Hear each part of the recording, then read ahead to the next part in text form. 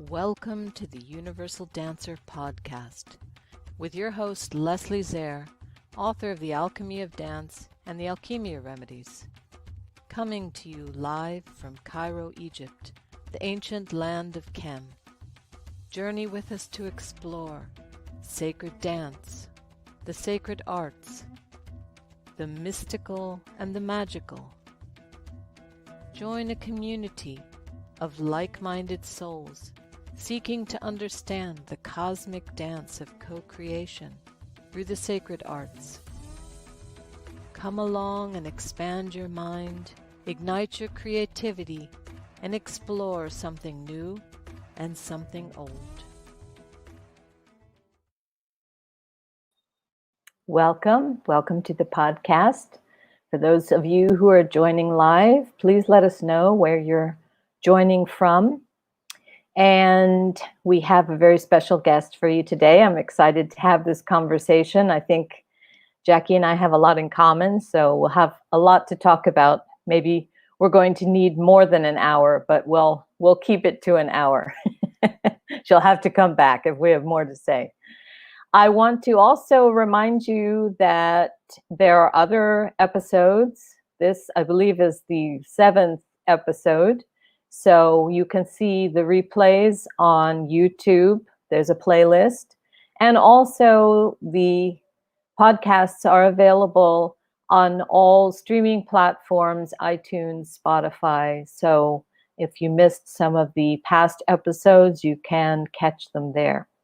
Okay, I want to get into our conversation, so let me introduce you to my guest for today. My guest on this episode is Jacqueline Dreessens. Jacqueline is an ethnochoreologist, multidisciplinary artist, and community arts practitioner in choreography and percussion. Her inspiration draws from nature and the environment, exploring the ecology of place and embodied experience. Jacqueline's creative dance practice wields at the intersection of sound, movement, poetry, and film. Her teaching in choreography also draws upon her formal training in contemporary methods of dance making, together with Western classical ballet and traditional dances of the African, Celtic, and Indian diaspora. Her physical technical skills are further supported with Tai Chi, yoga, Feldenkrais, Skinner release technique, and Laban movement analysis. Jacqueline's research interest is in performance ritual, sensoriality, and creating sacred space through the nexus of dance. In 1994, Jacqueline co-founded and is director of Wild Moves International, which continues to nurture the contemporary dreaming for the annual return of the sacred Kingfisher Festival at Cerise Community Environmental Arts Park in Brunswick, Melbourne. She is inspired by Indigenous world dance cultures and their expression of connection to ancestral spirit and the land, and how this connection fosters identity in the youth generation. She has extensively studied dance styles and drumming techniques of the African diaspora, which has led to many exciting artists in residency programs in schools, festivals, and communities across Australia, Ghana, Ethiopia, Senegal, India, Brazil, Nepal, and the Netherlands, such as Where Journeys Meet for Gasworks Community Arts Park, the opening ceremony for the Deaf Olympic Games in Melbourne, the Seven Sisters Festival in Mount Martha, the Mountain to Mouth Extreme Arts Walk Gathering of Elders, Yu Yang's Gathering of the City, Gathering of the Elements, Bar One Head's Rivermouth, and Mirabilis to celebrate Hildegard von Bingen for the Wildfire Festival at St. Mary's Basilica. Children of the Blue Light, Bringing Healing Through Music and Dance, was her first major ethnographic film documentary in performance ritual at the Cape Coast Slave Dungeons, Ghana, West Africa, with Asante Dance Theatre and Wild Moves International. Jacqueline integrated this fieldwork experience as lecturer in dance education at Deakin University, Melbourne, Australia, from 1989 to 2016. During this time, she taught, researched, developed, implemented, and delivered courses in early childhood, primary and secondary dance education, and performing arts, as well as physical education. In 2016, Jacqueline was the recipient of a Stepping Stone Scholarship for the Master of Arts in Ethnochoreology, first-class honors. Masters at the Irish World Academy of Music and Dance, University of Limerick. She also then went on to study with the Irish School of Shamanic Studies in Castlebar, County Mayo, Ireland. Let's welcome Jacqueline to the show.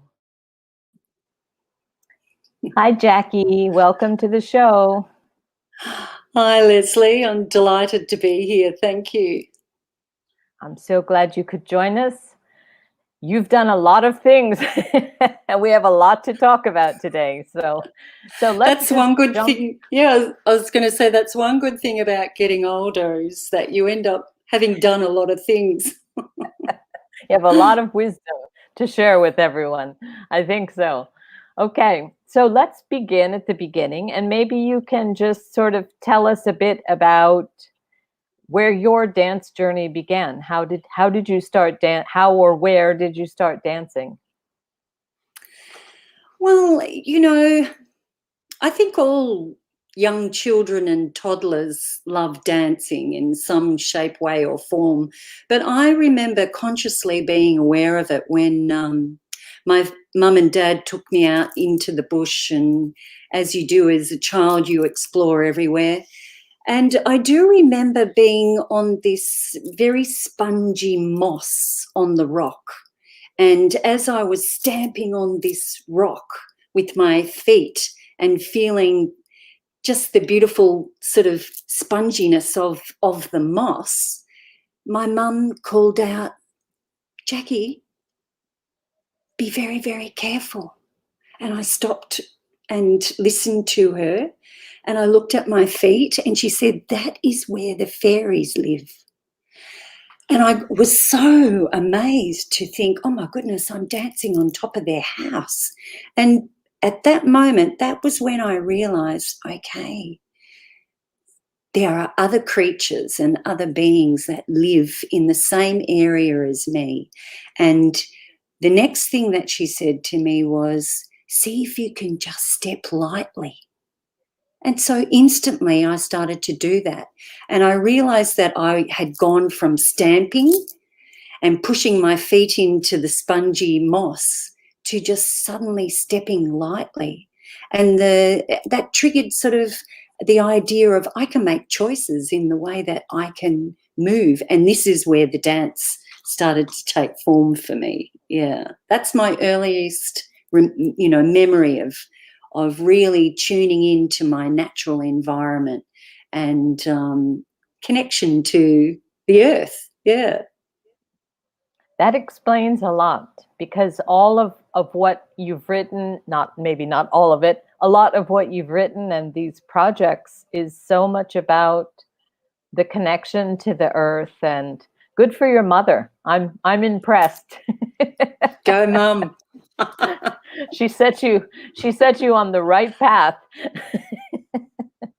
Yeah, so instead of saying, "Look, stop that, get off that," and reprimanding me, she actually gave me a choice to move in a different way. And I think, yeah, that was a real pivotal moment, very significant.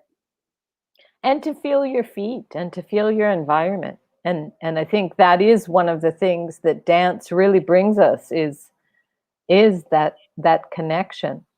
Maybe before we go any further, you could explain what an ethnochoreologist is, because I'm sure that's a term that people are probably not familiar with. So let's begin with some definitions. Okay. Well, I think most people are familiar with ethnomusicology. But ethnochoreology is really looking at culture, looking at humanity through the lens of dance. So, for example, if I think of the Return of the Sacred Kingfisher, that happens annually in Victoria, on Wurundjeri land. And what happens is that the kingfisher bird comes back every single year So it's not that it's about us dancing on the land, it's about understanding, why do we dance on this land? Why do we come together and meet at this time, at this place, at this moment? And then what do we create together that's meaningful? And how do we put that together as a choreography, as a dance? So it's looking at the culture, but coming from the dance perspective. It also has music, it also has visual arts, it has, all the arts, and writing and poetry, songwriting, etc. But the ethnochoreology actually focuses in from the dance. So when I made the Kingfisher Boogie up, it's like, okay, I wrote the words, I would recite the words, I'd rap them, but one year we might have it in a very sort of gypsy flavour, another year it'll be just with beautiful clapsticks, another year it's going to be African drums, depending on what musicians are available at that moment in time during that year, and then it depends on funding. So all of that is ethnochoreology, because that has a big impact on what you choreograph, but it's about the meaning. How do we express ourselves as human beings, but from a dance perspective? That's so interesting. We have kingfishers in Egypt on the wonderful. Nile. The farm that I used to live on in the summer. Yeah, there was this bird that I kept seeing, and I didn't know what it was. And then I went and I looked it up, and it was the kingfisher. So when you wrote about that and I saw the video that you did about that, I thought, wow. Yeah, amazing. Yeah, I know the kingfisher. Yeah. Well, the kingfishers are all around the world. They're all around the world, but the sacred kingfisher is very significant to the eastern border of Australia, and it migrates down from, Western Samoa, Papua New Guinea, and down the east coast of Australia from North Queensland right down to the woodlands in Victoria. So it's a pretty extraordinary bird. That's the sacred kingfisher, being blue and white. There's lots of kingfishers all around the world with different colours. Yeah, I'll have to look, see what it is. So this kingfisher, the sacred kingfisher, and this festival that goes with it, is this originally an Aboriginal festival, or is that where the importance comes from? Is it a more ancient celebration, or is this something rather modern? Well, it's contemporary, and there's a beautiful story behind it. At some stage around 1993, 94, a sacred kingfisher actually knocked itself out on the window of a classroom that was at Ceres Environmental Park in Brunswick. And it's still in our CBD, which is the central business district of Melbourne. And so that's pretty extraordinary to think that a sacred kingfisher is actually there, because they'd left that area once there was all this urbanisation, and there was a whole big migrant population explosion in the Brunswick area, a lot more building going on in industry. And so, of course, the waterways became quite polluted. It wasn't until the parks and waterways were cleaned up, Indigenous plants replanted again, and then the ecology started to fix itself up. And when that happens, that's when the sacred kingfishers started to return. So when Eric Bottomley, who was the education officer there at Ceres, when they heard this thud, everyone jumps up, and all the kids are going, oh, what was that? What was that? And so he went outside, and they saw this little sacred kingfisher, and he said, wow, we haven't had kingfishers here for decades. This is extraordinary that they actually come back. So he's holding this kingfisher in his hand, and the children could see that it was still alive. So, all these children are staring at this sacred kingfisher, including Eric. And then suddenly it was no longer stunned. It just flew away. And that was extraordinary. So Eric immediately went to tell Thais Sansom, who was another environmental educator at the park, and Ian Warrambudge Hunter, who is the Indigenous elder of the Kulin Nation here and of the Wurundjeri, and he was another teacher at Ceres Environmental Park. So the word got around, and Ian said, "Oh yeah, kingfishers are back. Yeah, why not?" And so Thais got on the phone to me and said, "Jacqui, we need to make a festival up.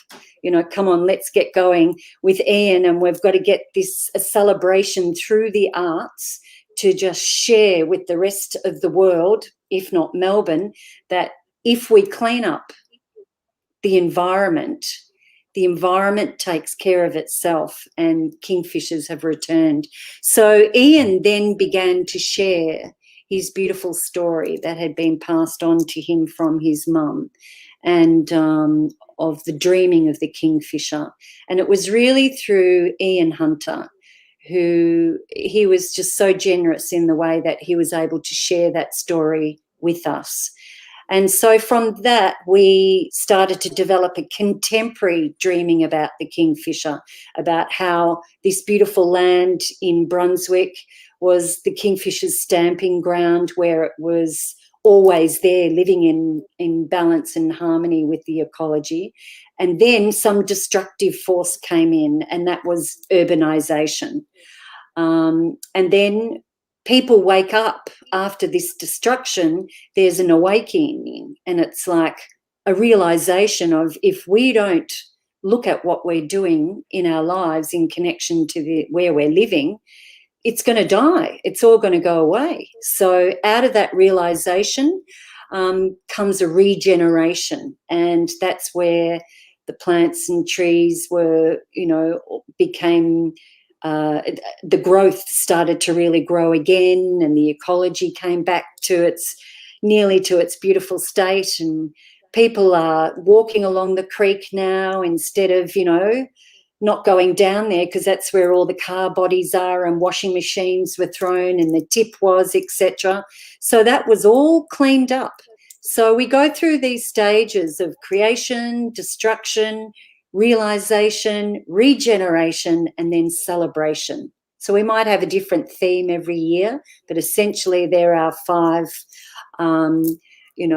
that's the creative format that we follow. And then we weave whatever the theme might be each year. So, yeah, my area really is the celebration, where we're looking at the kingfisher boogie, and we're taking on the embodiment of this beautiful little bird. And how does it eat? How does it feed? How does it look after its young? How does it call out to its partner? Where does it fly in its territory? What does its tail look like? How does it move?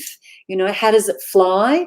So I took all those sorts of ideas of, how does this bird actually function and live in its environment? Because if we understand the sacred kingfisher and the way the sacred kingfisher is connected to its sense of place and territory, well, maybe we can learn something from that. How do we look after our environment so that Mother Nature can, in return, look after us and support us? Yeah. So the kingfisher boogie is that celebration of hope, that if we look after the land will look after us. And so this is what Ian Hunter tells us. It's a very Indigenous concept. You take care of the land will take care of you.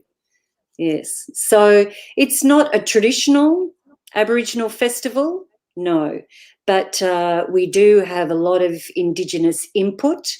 And I say that it's not a traditional Aboriginal festival because it's something that was created in a contemporary context back in 1994. So a little bit about Australian history. Indigenous people have been here for over 60,000 years. And, of course, when white settlement came, that was totally disrupted. So the Return of the Sacred Kingfisher Festival has many layers, and another layer is, how can we as white Australians learn from Indigenous people on the importance of land, because Indigenous people have that inextricable link to the land. And so we've got something that we can really learn here.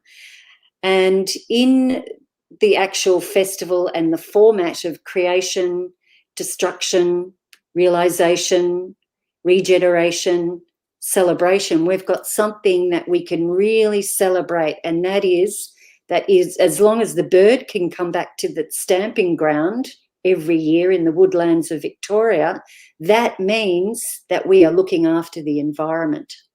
Yeah, so essentially, it's a dance about grief, how we really upset that connection. But there is a celebration, and there is hope that if we do look after the land, the kingfishers will return. So I think it's an important story for our culture, particularly in Melbourne. And one thing that we've been always trying to do is, expand the festival on the kingfishers' migration path. So you never know, we might have one on Samoa, North Queensland, everywhere where the kingfishers are. Well, it sounds like it wanted to be heard. It came back and made a big splash, and I think that nature will do that. We talk about how we've abused nature, but I think in the end, when it wants to be heard, it will be. Whether we like it or not. No matter what we do. Exactly. Mother Nature will take over, and we'll be left on the sidelines. So yeah. Yeah. Good. She's unstoppable. She is. And I think we haven't been doing well, but I think we need to also remember that we can become extinct as well for other reasons. So we need to be more careful about what we're doing. Yes.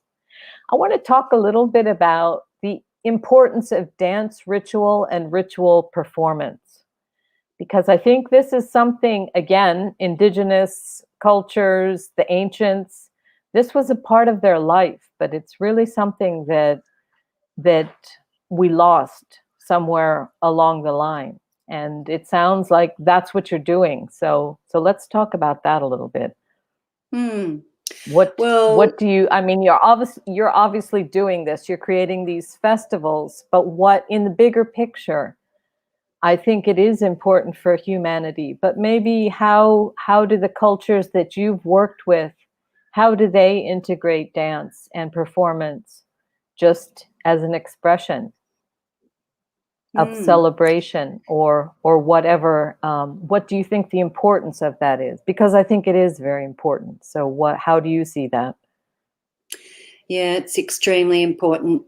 One thing that we do at the Return of the Sacred Kingfisher Festival is that it's a community performance ritual. So it means that people who come to the festival actually participate by being there, by interacting and doing the Kingfisher Boogie, or interacting and doing the regeneration dance.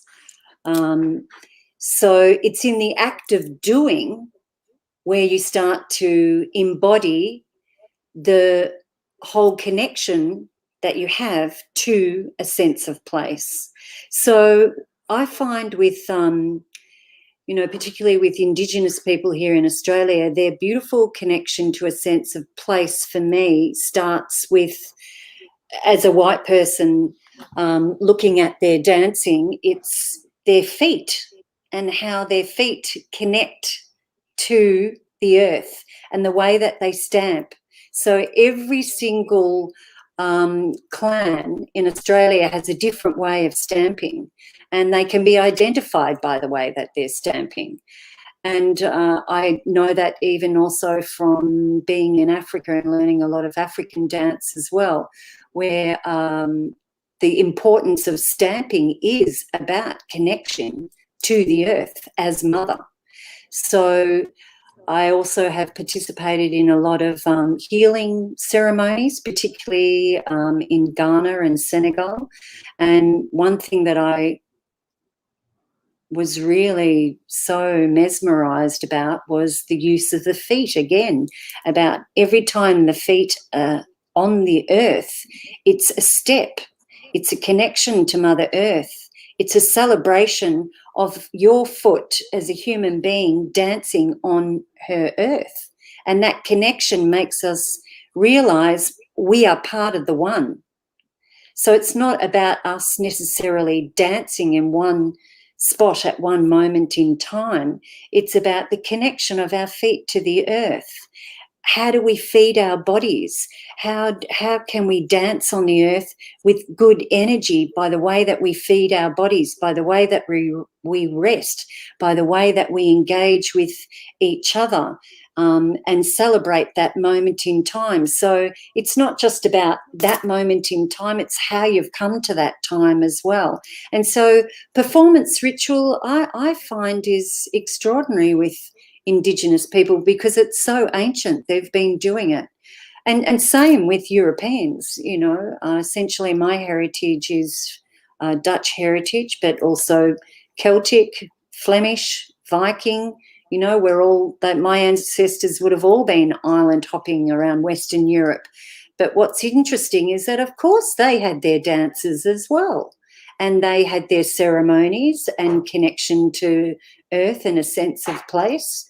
And performance ritual, what it does, I find, is that it makes you zone right in to be totally 100% present at that moment in time with the people that you're with the earth that you're stamping and celebrating and dancing on.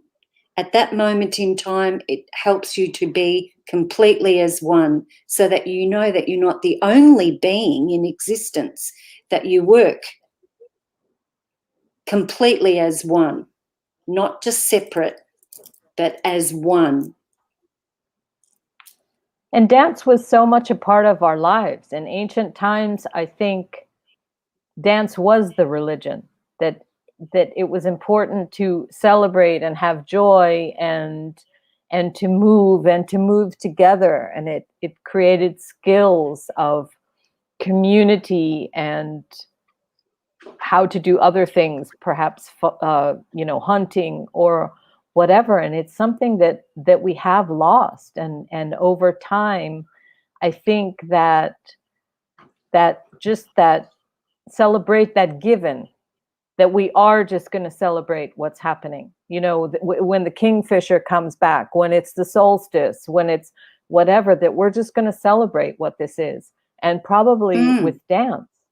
But that just seems to have been lost. So I think it somewhere along the line, yes, the Europeans had their dances. I think the indigenous cultures have retained that, but somewhere along the line through Western cultures, I think we lost that. And perhaps that was through religion, when that became a sin in some religions to dance. So for whatever reason, we lost it, unfortunately. Yeah, I think it's important to bring it back. And it doesn't, I like the concept of ritual dance rather than performance, because to me, performance in our Western culture seems like something that I'm going to be watching. And I like what you're saying about those people who come to the festival are doing the dances, because I do think dance is participatory. It can be a performance that someone's watching, but I think the real beauty in it is the way that it connects people. So, yeah, to bring that back. Yes, just embodiment into our cultures. Well, as soon as and I love somebody what you said about the stamping, because that's exactly what your mother was saying to you. That's Be right. Be mindful of the way you're stamping. That's exactly right. And, you know, Indigenous cultures haven't lost it at all. You go to Africa and, oh, my goodness, you know, you see dancing dancers that have been there for just centuries and centuries and centuries, dancing about water, the life cycle, the human life cycle, rites of passage. You celebrate, children going from being a child's body to a beautiful adolescent body, and the celebration of that, and the responsibility that goes with that as well. Celebration dances about the importance of the rain, the sun, the earth growing, spring, nature coming out again. So, Australian Aboriginal people have never lost that. African people have not lost that. They continue this to this very day. In Senegal, I was so lucky to be a part of a healing ceremony. But healing ceremonies go on every week, or, every day, depending on when the healing needs to be done for people. And the ritual involved in that involves everybody in the community.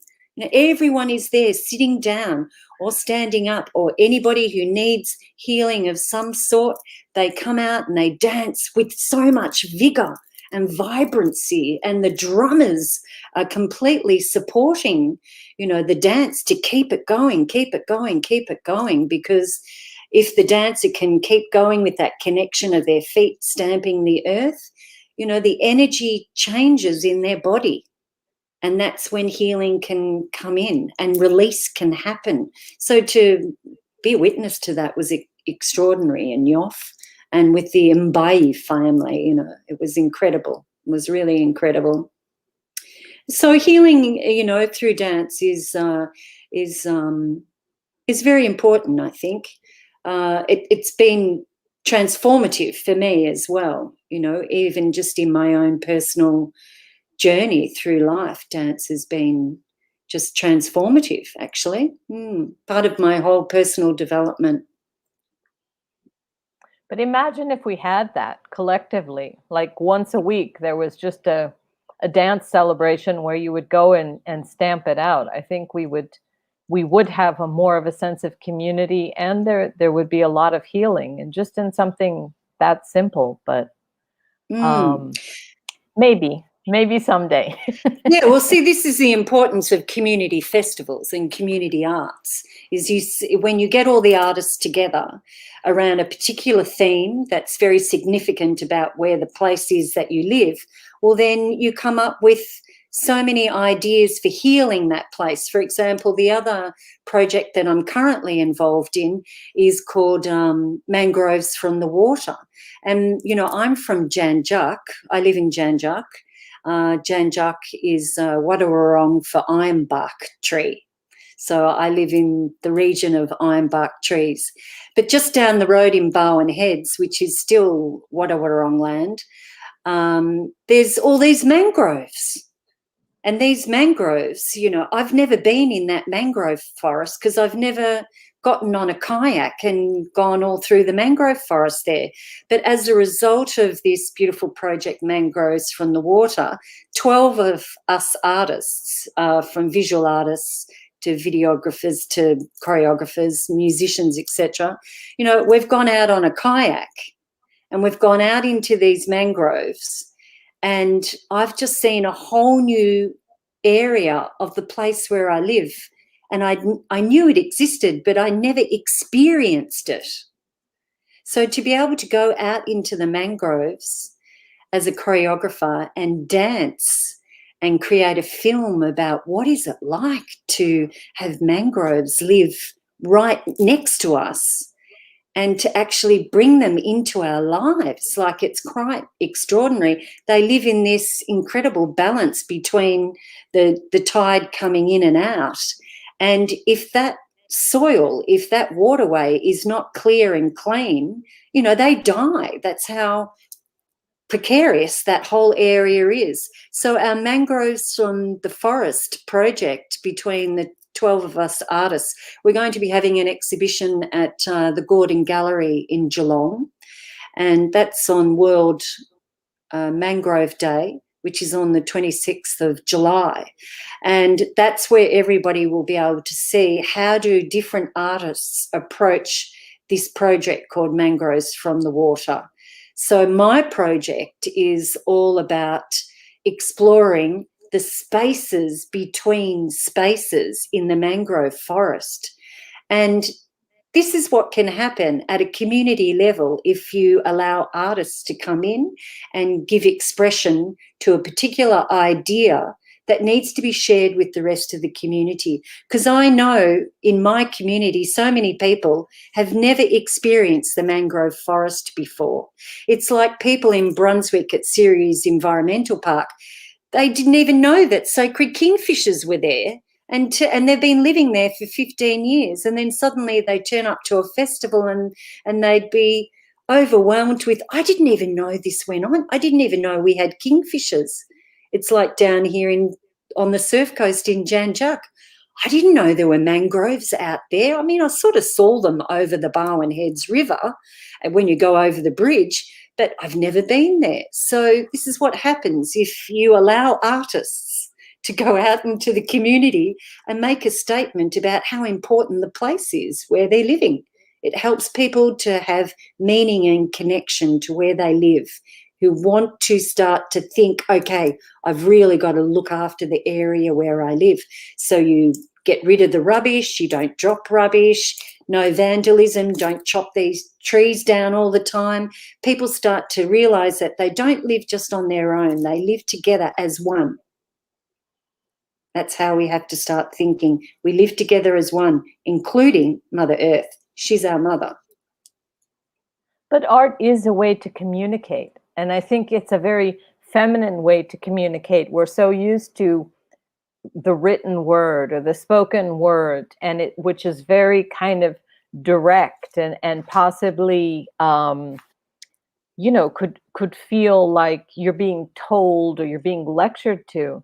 But I think with the arts, you have this way to communicate something perhaps more through experience or more experiential, that I think you can talk to people on a different level if you can communicate in that way.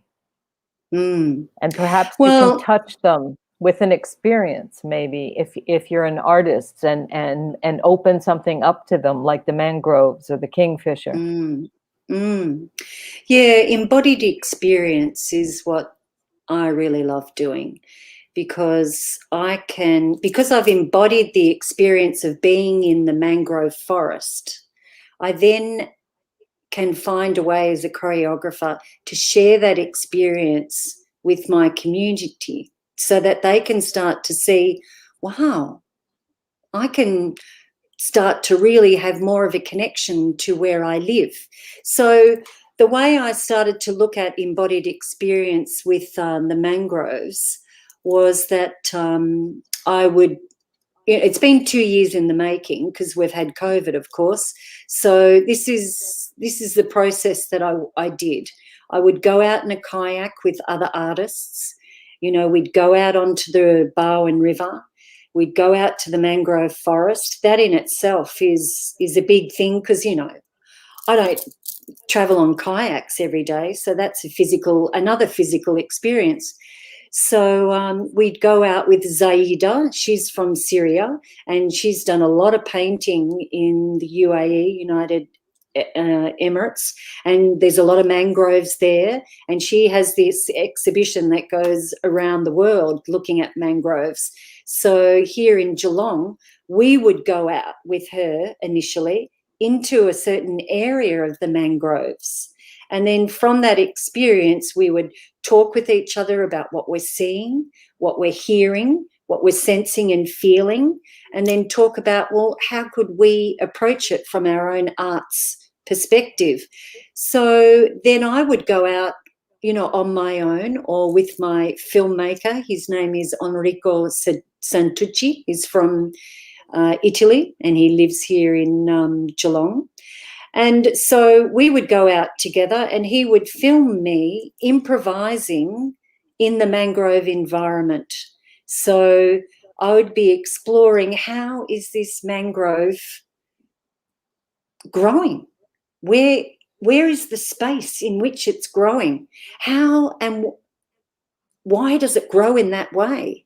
And how does the light filter through the mangrove forest and get to where the beautiful muddy waters are down below?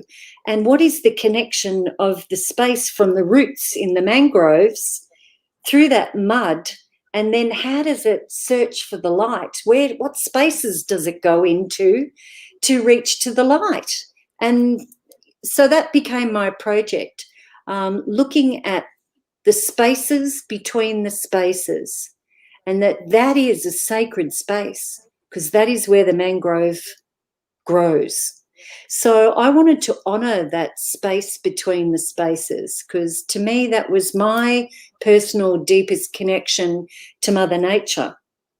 Because it's like, well, she must be just, in and around those branches and down in the water and down in the murky mud, and then meeting the light and that interaction. And so it becomes quite a scientific thing as well, But what I wanted to do as an artist was celebrate that branch, connected to that branch, connected to that branch, and roots that go down into the mud, but also roots that come up out of the mud that look, that reach to the sun this way. So we all think roots go down, but mangrove roots go up so that they can really get the oxygen. I just found that fascinating. And so that became my movement study. So Enrico and I made a film about the mangrove forest. I called it Échelons because I was interested in that emplacement, that arrangement of the roots to the branches. And so that spatial arrangement of those branches and the shapes in the space, I called that Échelons, because échelon is like an arrangement of space, but you can't see space. It's so abstract. So that's why I ended up calling it Échelons. But I think that's a good part of an artist too, is to be able to express those things that other people might not see. I think we've been so formatted or programmed the way that we are indoctrinated or taught, that everything becomes about what's useful. Whereas an artist, I think, can, as you're going in there, you're seeing what things are doing, you're seeing the space. And I bet those are things that most people never even looked at or never realized existed.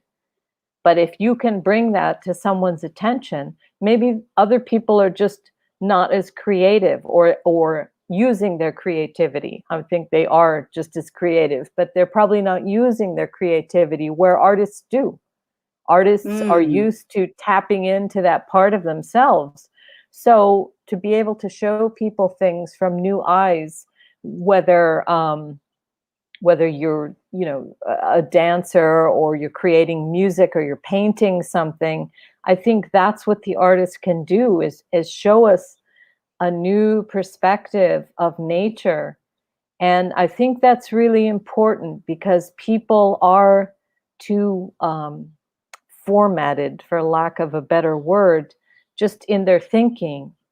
And they don't realize all these other dimensions that could be experienced through something like the mangroves or these dimensions of the kingfisher that they just never realized, and how connected in the kingfisher is to their environment and what it's telling them about their environment. So to me, that's kind of the role of the artist, is to bring out these other perspectives that perhaps other people can't see, or they will see once it's brought to their attention. But if that's not, I mean, I think the artistic mind is very different than the normal, if we want to call it that. But whatever normal is, to me, is whatever that is.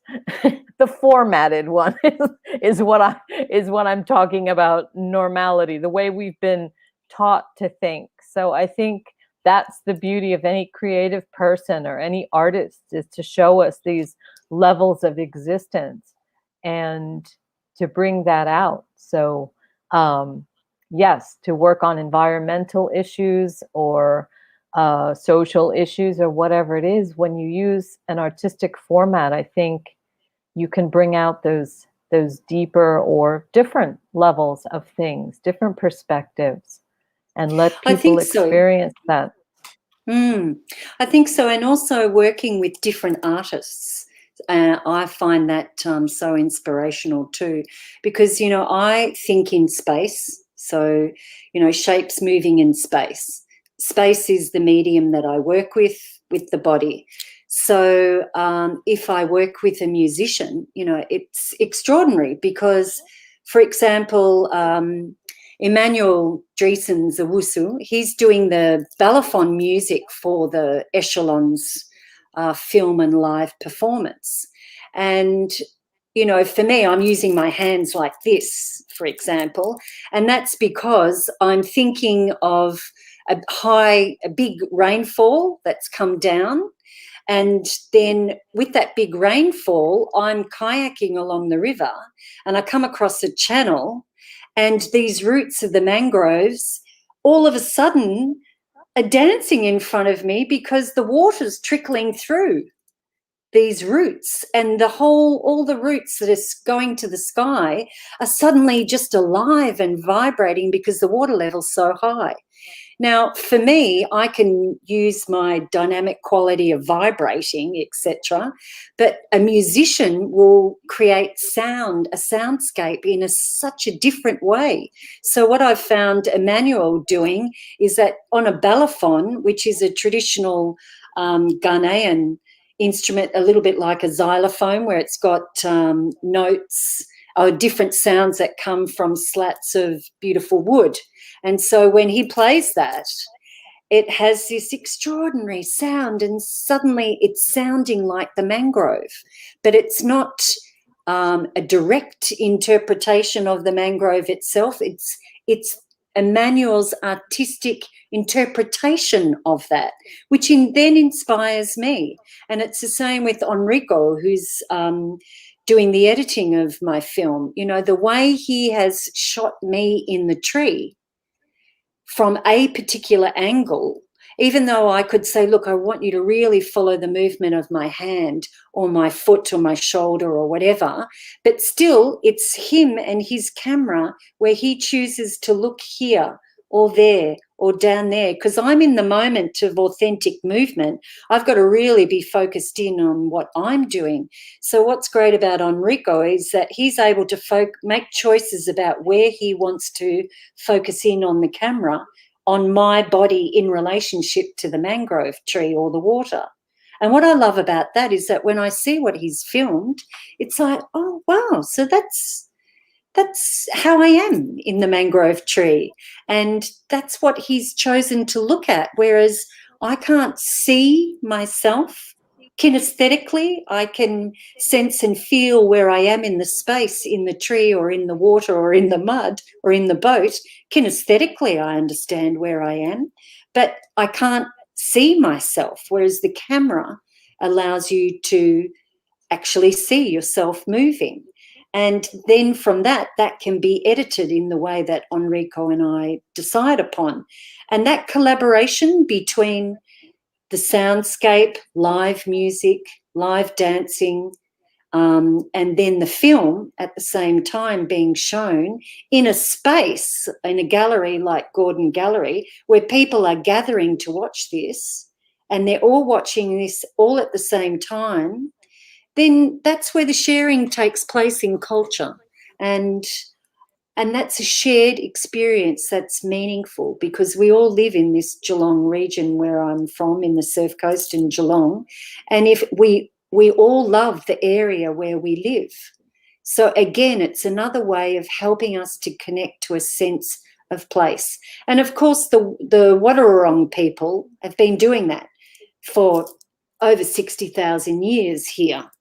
So they always had that celebration. They always had their dances and their storytelling and passing on to the next generation. So, this is the importance of artists. This is why we need to have these projects.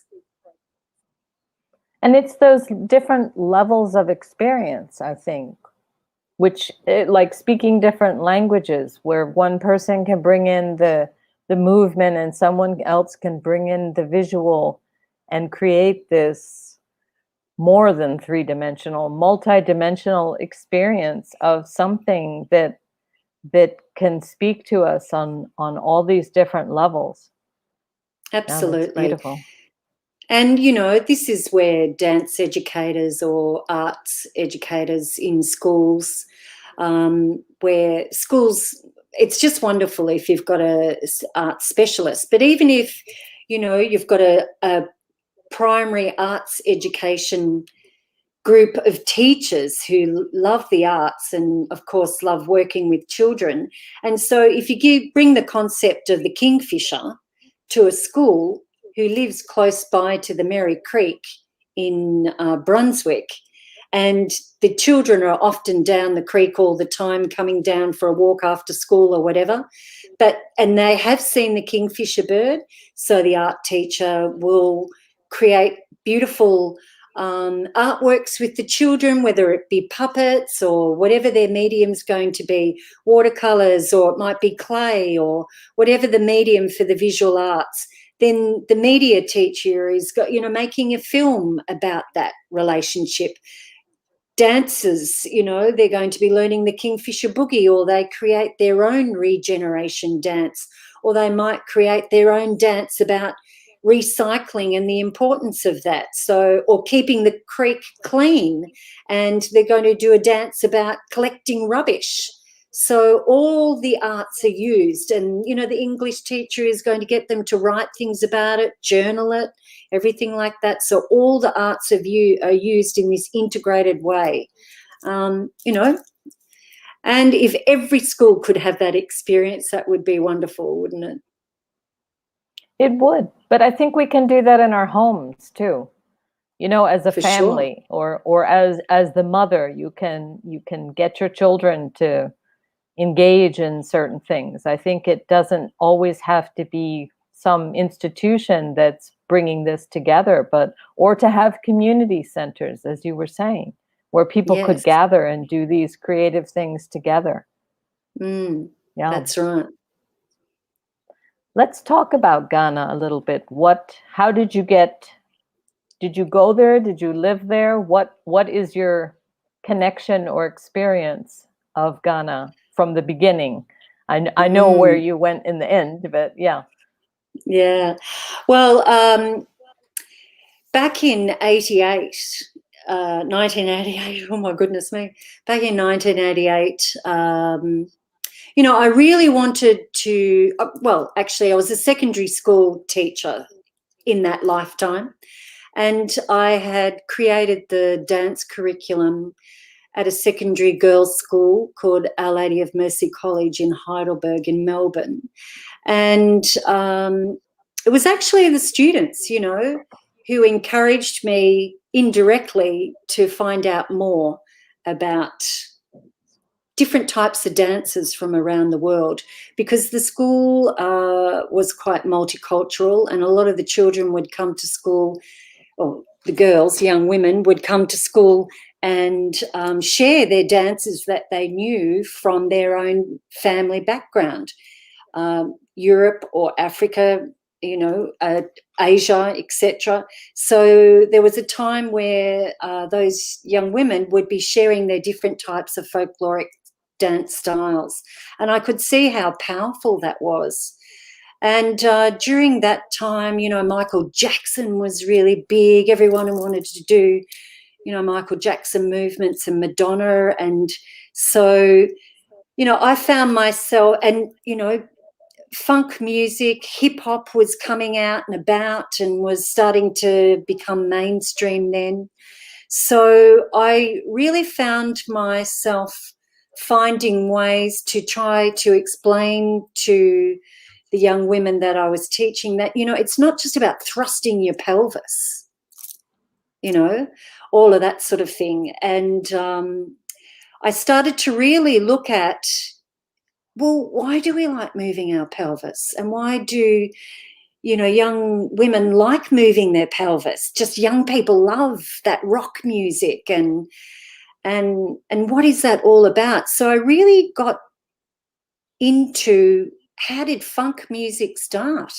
You know, why did hip hop just come into existence? But it didn't, you know, it really came out of the 60s and James Brown. And before that, you know, there's swing, and, you know, what is the swing dance? And then I found myself really starting to look at, oh my goodness, it all comes back to Africa. And then it just clicked. Oh, right, okay, I'm not just going to the Netherlands to find out my own roots from my own parents, but on the way to Europe, I can go via Africa. That would be fantastic. And so that began my journey to Africa. I found that I really wanted to understand what would it be like if I went to a country where I didn't have to explain why I danced or why I loved singing or playing music. I don't have to justify that, because I found that, you know, particularly working in education, you always have to be very clear on what are you teaching, why, how, pedagogy, all of that. It's institution, as you say, and it has to have an outcome, etc. And I thought, no, I want to go somewhere where I don't have to explain why I dance and why I love dancing. And I found myself in Africa. So I ended up in Harare in Zimbabwe, and I basically went down south, came up the east coast, Zanzibar, Kenya, went across to the Congo, went right across the Congo, saw amazing music and dance in the Congo, and then went across to Nigeria, parts of West Africa, but mostly then into the Sahara, North Africa, and then into Europe. And even when I was in Europe, I ended up gravitating to a lot of African dance, because so many fantastic African musicians and dancers were actually performing in Europe and were teaching in Europe, and I had access to that all of a sudden. So that when I came back to Australia, it was like, wow, there's actually African music here in Australia. And it was like all of a sudden the African music scene had started to explode here in Australia. And, you know, we had Randy and the Jarroots, for example. You know, Boubacar had come in from Senegal as part of Womadelaide, which is a big world music and dance festival that travels globally. So all of a sudden I found myself in the African music and dance scene, and that's where I ended up doing some really lovely, you know, work with Joe Malachi, Tulasana group from South Africa. Chris Lesser had travelled to West Africa and had started up his own group called Adzuhu, and I was a dancer with Adzuhu, and he was very instrumental in helping Ghanaians particularly come out to Australia. And then there was another band, Moses Ojar, and they had come out to Australia and were doing festivals all around, but I actually saw them at Woodford Folk Festival. And so, you know, I'm out in that network of the arts and the music. So there's an African scene that's happening in Melbourne, big time, and still to this very day. So then what happened was that one of the drummers from Moses Ojar, Isaac Parr Brown, he, well, yes, we met and had a family. And what was great was that, you know, he was very interested in running a drumming and dance tour to Ghana, West Africa. And that is how it all began. So he was my connection to Ghana. And then I met Selete Nyomi, who was from Agro Theatre Company. And I met all these wonderful Ghanaian artists who, some of them are still my dear friends here and now living in Melbourne and have got children themselves. And what's wonderful about that is that having that strong connection to Ghana over the years since 2001. I started taking study tours to Ghana every year, teaching in the schools and also working with the Asante Dance Theatre. And then over the years, which was about 7 years in, I started to realise, wow, you know, there's this ominous Cape Coast fortress. You know, there's slave forts all along the west coast of Africa. But because I'd been in Ghana so many times, you know, I always did a trip to the Cape Coast, well, castle or fortress. It's quite a contentious issue, what you call it. There's also the Elmina Castle as well.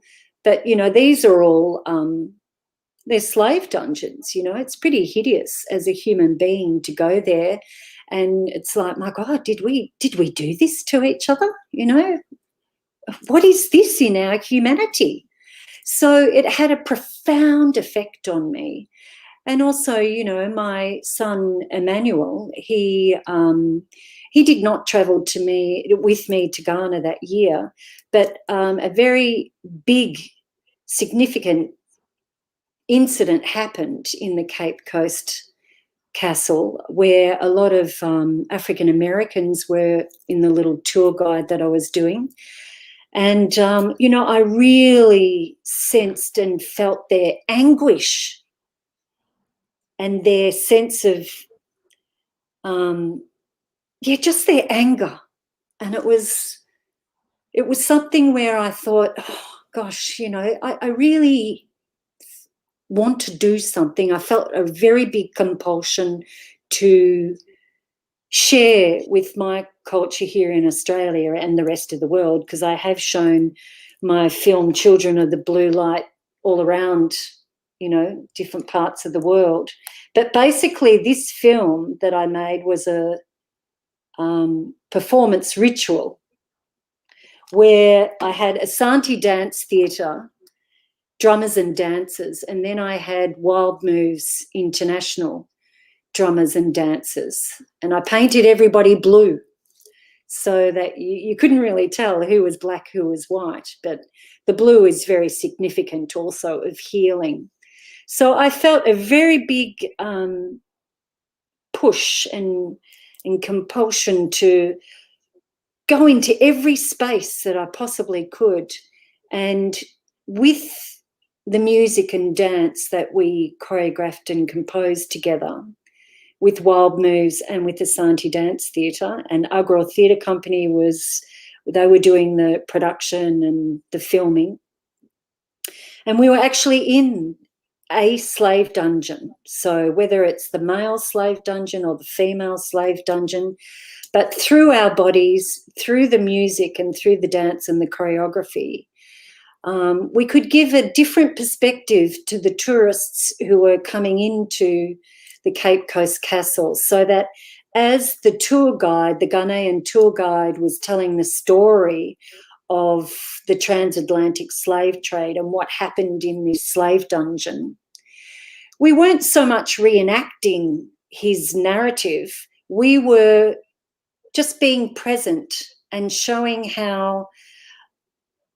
what it must have been like to be viewed as a commodity, to be chosen, to be looked at, and how abusive that was. But also I showed with the blue light as a way, with our blue bodies, inviting, you know, this way of looking at our bodies as beautiful, as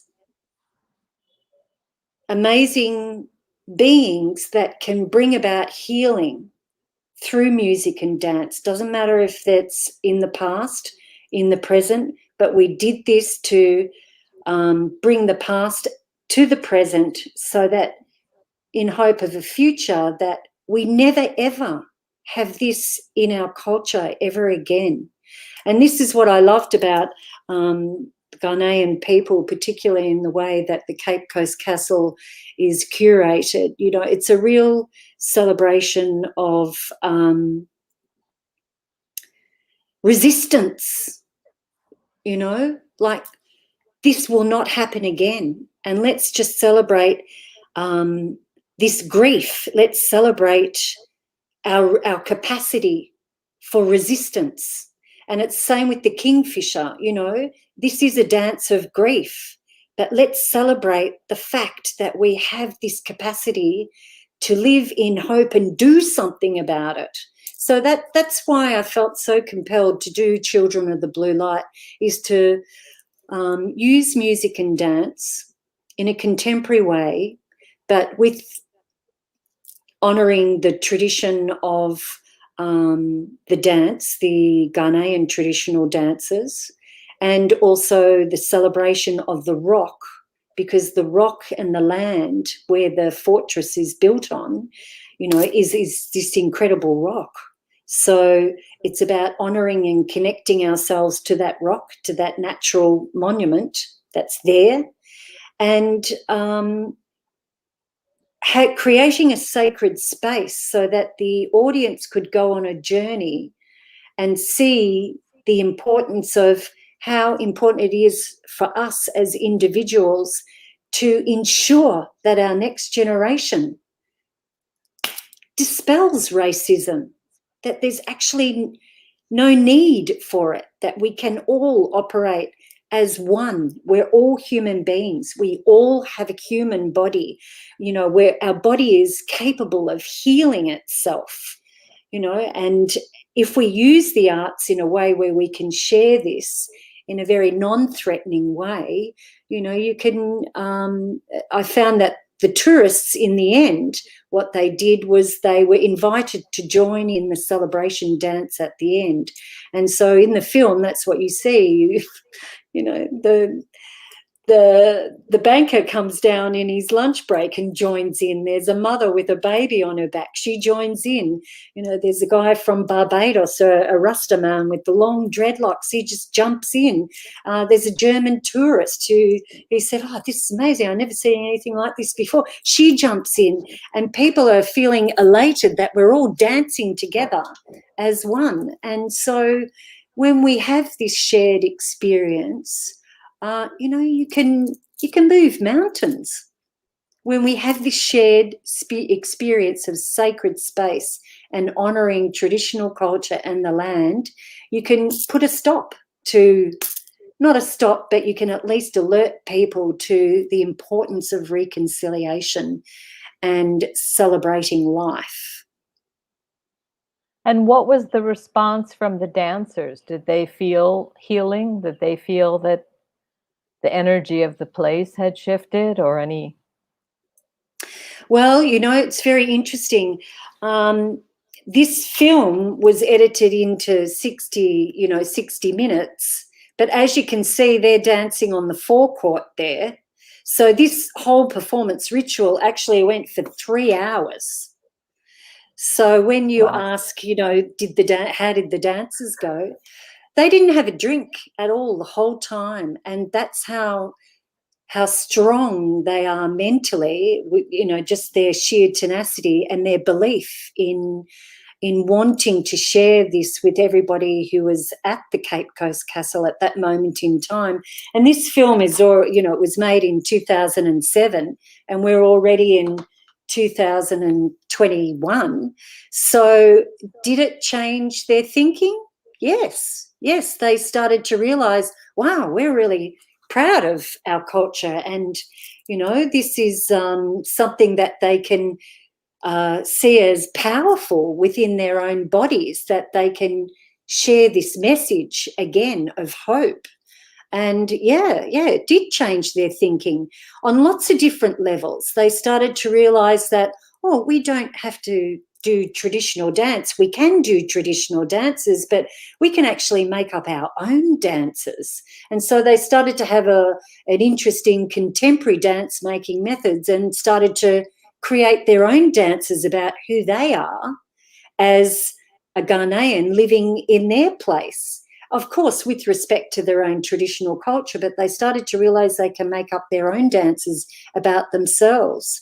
And, you know, they have their own beautiful dances like a zonto and hip life, you know, music and dance, which is like their hip hop in Ghana, and that's great because that's a dance genre. But by learning contemporary dance making methods, they could actually create their own dances with their own movement vocabulary, not belonging to a particular specific genre. So it was new for them on so many levels. And also, you know, for them to realise that as a Westerner, I was very interested in their capacity for their ancestors. So the mask to me represents their ancestor, but I also wore the mask, so my ancestor, and that our ancestors are always with us, always. They're in the next world, but they're always with us and always guiding us, always protecting us. And Indigenous people know that. But for Westerners, we've had that cut from us, of course, unless you have a deep spiritual belief and understanding of the importance of ancestors, and that hasn't been cut. So, you know, because to me it's like, wow, how can you go through that incredible torture and cruelty as a human? How can you survive that? You know, it's beyond belief, really.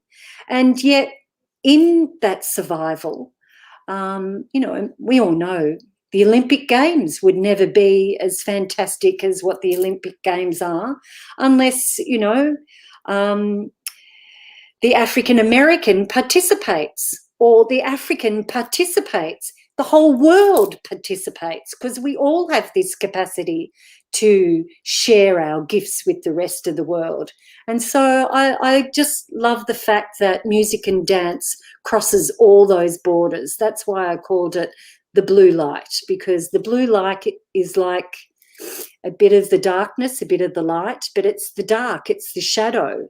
And so the moment the shadow starts coming into one's consciousness, the light, you know, can get in.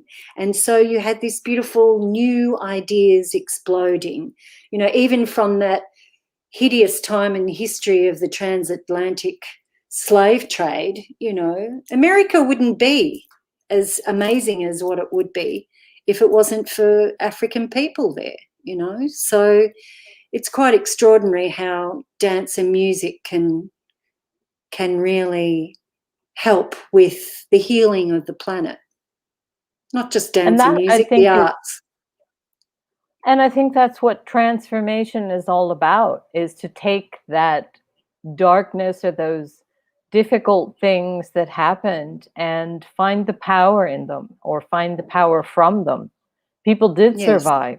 So that shows the power of these people who have been through these tragedies and have survived them. It does bring it doesn't make it okay, but there's definitely a power in that. And to learn something from it, all of us, whether it's the victim or the abuser, I think we all have a lot to learn from these situations.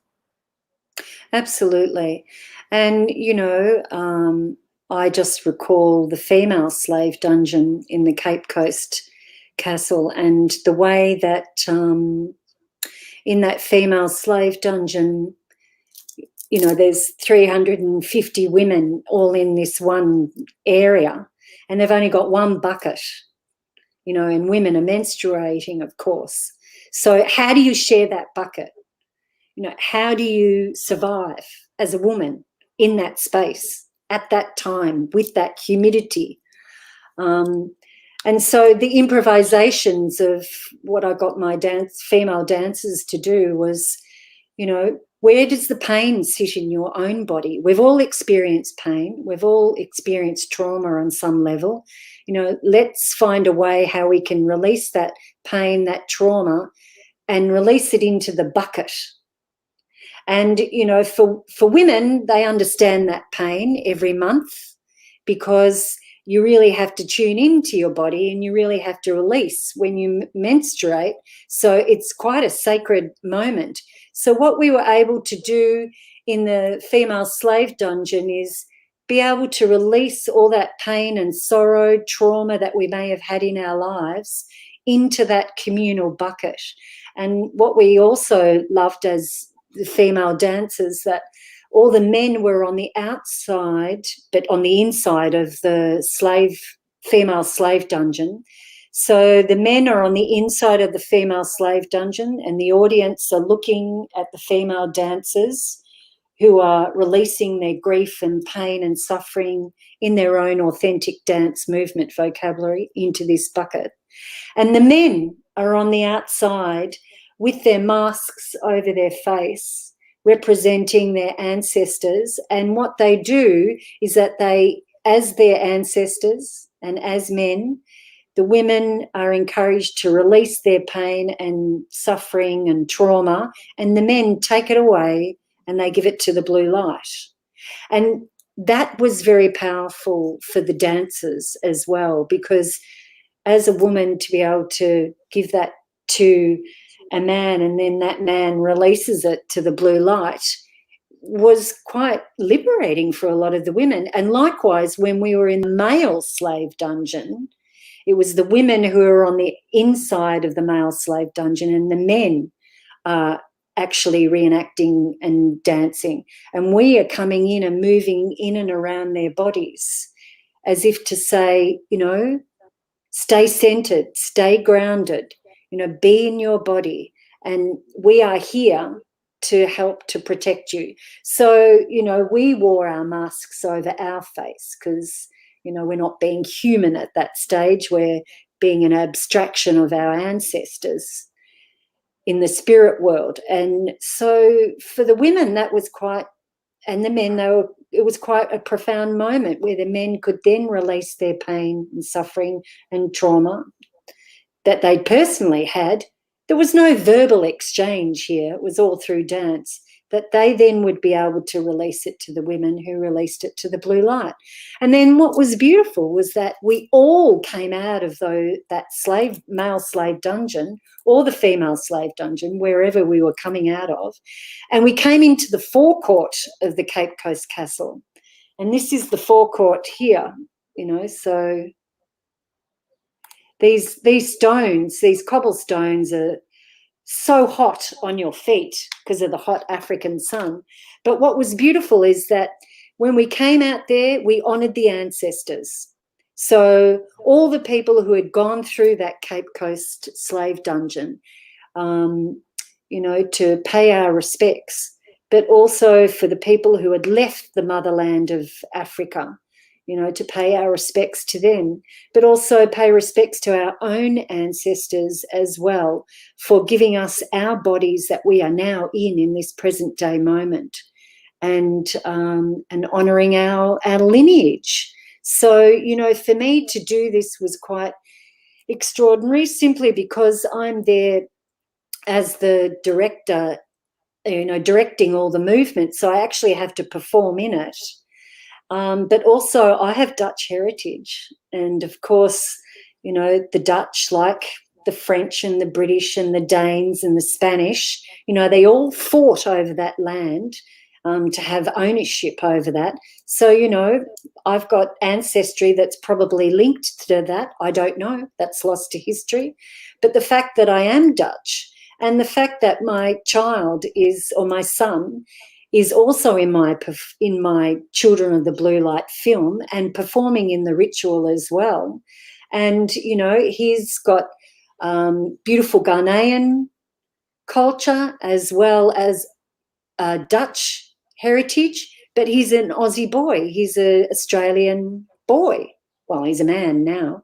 But, you know, to actually have him there with both cultures in his blood was quite extraordinary too. So he again played the balafon in the female slave dungeon, so that when he played the balafon in the female slave dungeon as a child back then, I think he was 10 or something. And what was wonderful is that the moment he started playing and having a child play the balafon just lifted everybody's spirit. And so the dancers all became one. And the audience was also invited to be part of that sacred moment as well. So they're all behind us. So what you have is this child playing improvised music with professional dancers and musicians, And then the audience behind them, well, they were the tourists who were part of the whole performance ritual as well. And so you can't help but get healing. You can feel it. You can actually feel it. And, you know, it's just one small little step to trying to, you know, just reconciliation, you know, connection with each other, to move on. And I think Ghanaians are very good at doing that because, you know, they love their land. They consider the land to be mother, of course, and they're very welcoming to everybody, particularly to African Americans, you know, who perhaps have had their roots severed, and to actually have them come into the Cape Coast Castle and participate in this tour is very healing for them and painful at the same time. But, you know, that's the human condition, isn't it? We really have to feel our grief and then move through it, because once you move through it, you transform. You just keep on transforming during your whole life cycle. Yes, and I say that because, you know, my father just recently passed away on Easter Sunday, so, you know, I really feel him present as well. That's beautiful. And I think it's a very profound experience. You know, we need to do this. This is, I think, why we're here as humans, is to transform and to use our energy in ways to heal things, to change things, to just by doing it, just do the dances, just that's it, just by doing create it. the healing. Yeah, and I think you shift a lot. I'm sure that you shifted back through the generations, not just the people that were present, but the people you were honoring from the past. So there's a lot of healing that goes on in those situations. And I think we just need to do it. We just need to do the work, whether it's through dance or prayer or whatever it is, but to use our physical energy to create those situations. Yeah. Well, and, thank you. You know, oh, you're welcome. Absolutely welcome. I was going to quickly say that, you know, the film that I made in the mangroves, Échelons, you know, my father was dying during that time. And it's like, oh my gosh, I'm in these mangroves and my father's dying. And at the same time, I'm in these mangroves and they could be dying, or they did die, but they're coming back, and it's so precarious. But what's beautiful about being in a state of grief and working with other artists is that in my grief, I could relate to the mangroves in a way where, well, you know, this branch is growing here, and maybe that branch snapped off, but then there's another branch growing here. So again, it's about growth, transformation. So during that time of grief, doing the Mangroves project, it was so grounding for me, because I'm in nature, and at the same time I'm expressing my grief. And I'm seeing the grief in the environment, the urbanisation that's all around the mangroves as well. And so I could see the grief in the environment, feel the grief within myself. And the fact that I'm feeling it helps me shift through it. So not once did I feel depressed or extremely distraught that my father's gone. I mean, he's not gone. He's just in the next world for me. But to be able to shift through that grief was a wonderful opportunity to be in the mangroves with other artists that wouldn't even know that my father was dying. But the fact that I'm there experiencing it all, embodying it all, really helps you to shift through the grief. And this is another reason why dance and music and the arts is very powerful. You know, our children need to have access to the arts so that they can feel on so many different levels, you know, on so many different emotions. Move their emotions rather than getting stuck, as you said. Yeah. And That's as a celebration of life. I mean, I think the mangroves are a celebration of life. Even if parts of them die, then there's that regeneration as well. So, yeah. Regeneration. Yep, that's the word.